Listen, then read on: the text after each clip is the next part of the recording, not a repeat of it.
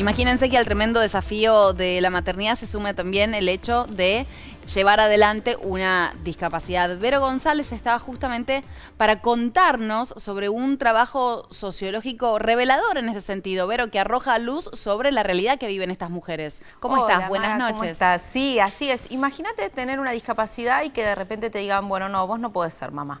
Durísimo. Porque sos ciega o porque estás en silla de ruedas o porque sos una persona sorda o con discapacidad intelectual. Cualquiera sea la discapacidad, es durísimo, ¿no? Totalmente. Te coarta un proyecto que muchas veces es algo muy anhelado, ¿no? O que te digan, bueno, no, vos no vas a poder cuidar a tu hijo. O que te digan, vos no podés, teniendo tus hijos, te digan, vos no podés cuidar a tus hijos, ¿no? Entonces, justamente todo lo contrario que cualquier persona que decida llevar adelante la maternidad, con discapacidad o no por delante, digo, necesita, porque lo que más necesita justamente es apoyo, tribu, contención. Así es, y se contrapone con el mandato social de las mujeres habitual, que en general en las mujeres se espera que sean mamás. Claro. Con las mujeres con discapacidad todavía hay un prejuicio enorme en relación a esto.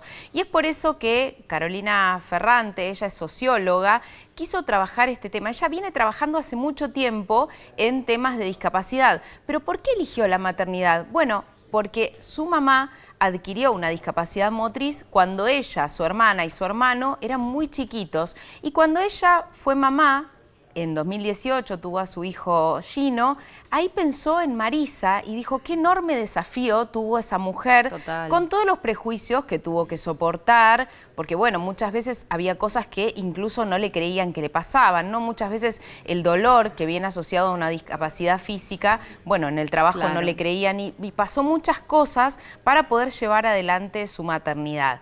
Entonces, bueno, Carolina empezó a investigar este tema y bueno, vemos la nota. Me encanta, vamos a verlo.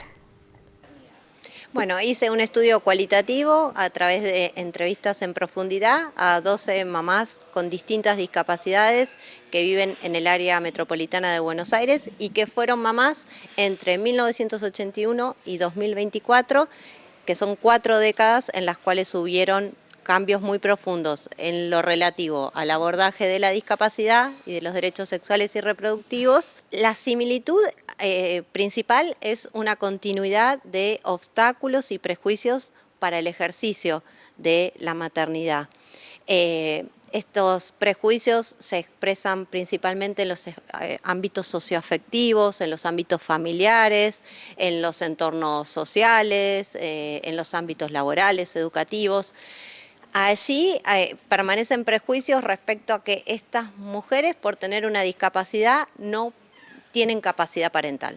Las mamás de más edad encontraron respuestas hostiles en los ámbitos médicos, ya sea al momento de decir que querían ser mamá en el parto o después de ser mamás. Y esto incluye juicios atemorizantes, violencia obstétrica al momento del parto. En cambio, las mamás más jóvenes en los ámbitos médicos encontraron respuestas habilitantes que reforzaron su derecho a ser mamás y eliminaron prejuicios que a veces las propias mamás tenían respecto a si iban a poder ser madres. La discapacidad se interseccionaliza con la clase social de un modo muy fuerte. Entonces, las mamás con mejores niveles educativos pueden acudir a apoyos pagos y las que tienen menos recursos acuden a sus familias. Y bueno, y allí en algunas ocasiones pueden suceder situaciones de sobreprotección, de falta de reconocimiento de su capacidad parental.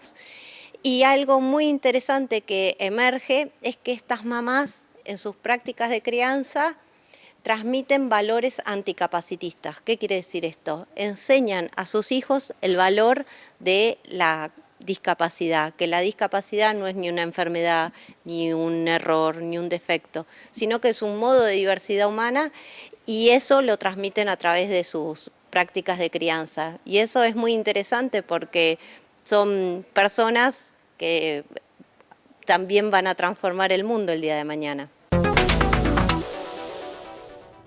Qué interesante trabajo que llevó adelante la socióloga. Me parece un registro en el que no se puso la lupa hasta el momento, ¿no?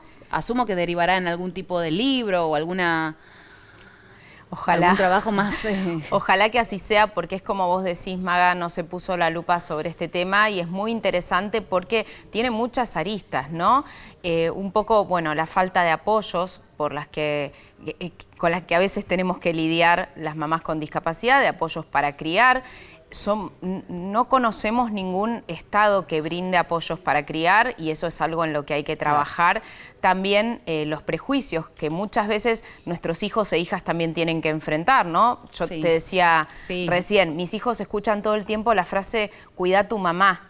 Y un chico chiquito no puede cuidar a su mamá o a su papá porque tiene una discapacidad. Es un peso enorme que como sociedad tenemos que sacarles a nuestros hijos e hijas, ¿no?